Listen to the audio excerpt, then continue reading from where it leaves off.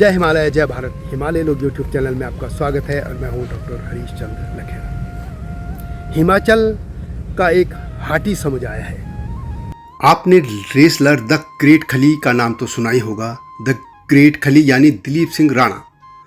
खली भी उसी हाटी समाज से हैं जिसे भारत सरकार ने हाल में अनुसूचित जनजाति घोषित करने का फैसला किया है। हिमाचल प्रदेश के सिरमौर जिले के एक छोटे से गांव थिराना के मूल निवासी दिलीप सिंह राणा उर्फ द ग्रेट खली वैसे तो राजपूत हैं, परंतु अब उनके परिजन भी उत्तराखंड के जौनसार भाबर के ब्राह्मण व मशहूर गायक जुबिन नौटियाल की तरह अनुसूचित जनजाति में आ जाएंगे। वैसे हिमाचल प्रदेश के स्वतंत्रता सेनानी वैद्य सूरज सिंह भी हाटी समाज से थे। हिमाचल प्रदेश के निर्माता व प्रथम मुख्यमंत्री डॉक्टर यशवंत सिंह परमार भी सिरमौर जिले से थे, परंतु वे हाटी समाज से नहीं थे। वे गिरिपार की बजाय गिरिवार क्षेत्र से थे। ये गिरिवार और गिरिपार क्या है वो भी मैं आगे आपको बताऊंगा। जनजाति घोषित किए जाने के बाद से ही हिमाचल प्रदेश का हाटी समाज इन दिनों चर्चा में है।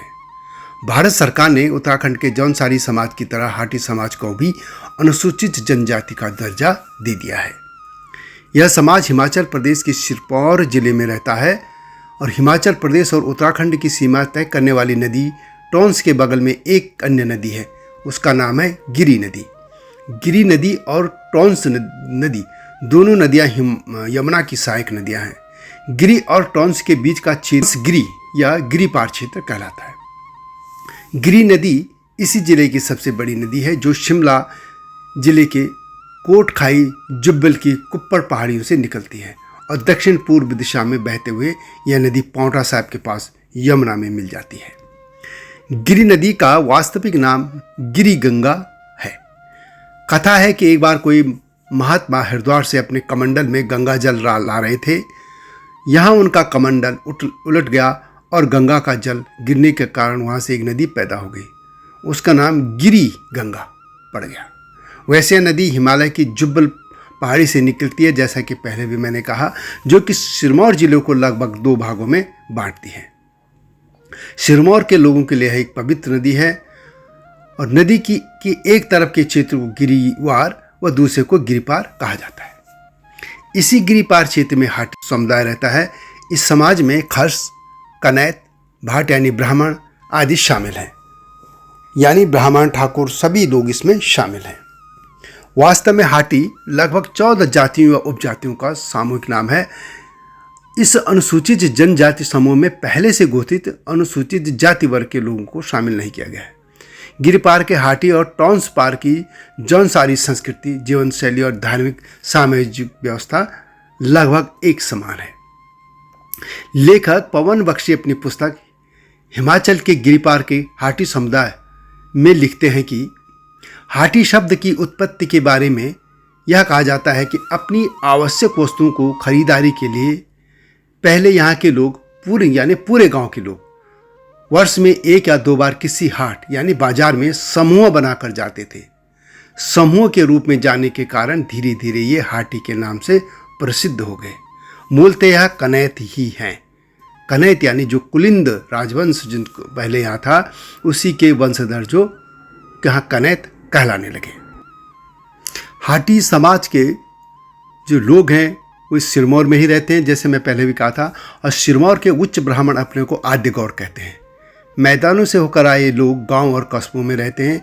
इनमें 2 तरह के भेद हैं, शुद्ध गौर और सत्ता गौर। दोनों आपस में ब्याह नहीं करते।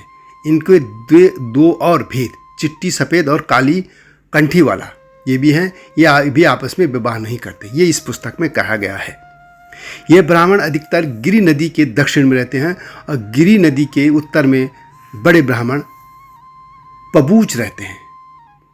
वे भट्ट से विवाह नहीं करते, लेकिन भट्ट लड़की के साथ का भोजन कर लेते थे। ये पुरानी परंपराएं बता रहे हैं। अब तो ये लगभग ये सब परंपराएं टूट रही हैं। बपूच अपनी लड़कियों के हाथ का भोजन भी नहीं बनाते और यदि उनका विवाह भट्ट से हुआ हो तो पबूच तो भी वे उनका भोजन नहीं करते। और पबूच तो है निरामिष होते हैं और पानी को मारने से भी परहेज करते हैं। दूसरे ब्राह्मण भट्ट हैं। हर्षवर्धन और उससे समय जो राजा थे उनके समय में जो ब्राह्मण भी चूँकि भट्ट कहा जाता था, इसलिए यहाँ के अधिकतर ब्राह्मणों को भट्ट ही कहा जाता है। सिरमौर के भाट जो है राजाओं और बड़े लोगों के वंशावलियाँ रखते हैं। ये करेवा या विधवा विवाह करते हैं। मौजूदा समय में अधिकतर ये लोग खेती से गुजारा करते हैं। गिरि नदी के उत्तर वाले कन्हतियों के साथ विवाह भी रखते हैं। नहान वाले भाट ब्राह्मणों के रीति रिवाज का पालन करते हैं और पहाड़ वाले भीतरी कन्हतियों का। गिर के उत्तर वालों की संख्या दक्षिण वालों से कहीं अधिक है। यह जो वृत्तांत बख्शी जी ने लिखा है वो लगभग पूरे सिरमौर जिले के जाति व्यवस्था की उन्होंने बात की थी और यह पुरानी बातें हैं। हाटी समुदाय की जो बोली है वो एक सांझी हाटी बोलावण बोलते हैं, जिसका जौनसार बाबर की जो ये बोली है उसके अलावा मुख्य धारा किसी भाषा बोली से कोई संबंध नहीं है। इनकी अलग सी ये भाषा है। इनके बहुत से रीति रिवाज जौनसार बाबर के जो लोग हैं उनसे ही मिलते जुलते हैं और बहुत कुछ ऐसा है कि जो दोनों में साझा है। हिमाचल के निर्माता डॉक्टर यशवंत सिंह परमार ने पोलेंड्री इन हिमालयाज, ये उनकी पुस्तक थी, उसमें लिखा है कि सामाजिक, आर्थिक और सांस्कृतिक मामलों में जौनसार बाबर के लोग सिरमौर के लोगों के समान हैं और उनके ही समान यहाँ रीति रिवाज हैं और वही तौर तरीके हैं। जैसे यहाँ शादी के समय वाला दाया भाग और मितावरा विवाह प्रणाली प्रचलित नहीं है। ये जो मितावरा जो है वो जो प्रणाली थी वो हिंदू जो कानून था उसके तहत ये प्रणाली मानी जाती थी। इसको मित्राक्षा भी कई जगह कहा जाता है। इस क्षेत्र में मेलों का बहुत बड़ा महत्व है और यहाँ महासु देवता भी पूजे जाते हैं और जागरा भी लगते हैं, जैसे कि उत्तराखंड में भी होते हैं। तो यहाँ जागरा भी है, बूढ़ी दिवाली भी है और भी जो तमाम हिमाचल में जो त्यौहार मनाए जाते हैं वो भी यहाँ मनाए जाते हैं। बहरहाल, तो यह समाज लंबे समय से जौनसारियों की तरह अनुसूचित जनजाति का दर्जा पाने की मांग करता रहा है। 2022 में हिमाचल प्रदेश के जो विधानसभा के जो चुनाव होने हैं उससे के दौरान, ये चुनाव होने से पहले ही आखिरकार केंद्र सरकार ने यहाँ उनकी मांग ली और उत्तराखंड के जौनसार बाबर के जौनसारियों को तो 1967 में ही जनजाति का दर्जा मिल चुका है, जबकि गिरिपार क्षेत्र के लोगों को यह मांग पाने के लिए या हक पाने के लिए लंबा इंतजार करना पड़ा। जौनसार बाबर को जनजाति का क्षेत्र जो दर्जा मिल जाने के बाद अब लोगों को आरक्षण और अन्य सरकारी लाभ भी मिलेंगे। इससे इस इलाके का जो है समृद्धि भी दिखेगी और लोगों में मेन स्ट्रीम में भी वो आएंगे। तो वैसे ये भी है कि आज़ादी से पहले का जो उत्तराखंड का जौनसार बाबर क्षेत्र है वो 1933 तक सिरमौर रियासत का हिस्सा था। इसलिए डॉक्टर परमार की मांग रहती थी कि इसको हिमाचल में मिला लिया जाए, लेकिन अंग्रेजों ने इसे उत्तराखंड और देहरादून जिले में शामिल कर दिया था। तो यह थी हाटी समाज की गाथा। इस पर अभी और भी जानकारियाँ मैं हिमाचल की देता रहूँगा। यह वीडियो कैसी लगी कमेंट में अवश्य लिखें और चैनल पसंद आए तो लाइक और सब्सक्राइब करके नोटिफिकेशन की घंटी भी अवश्य दबा दीजिए, जिन्होंने अब तक ऐसा नहीं किया है। और अब हिमाचल को लेकर इसमें विशेष कार्यक्रम आएंगे।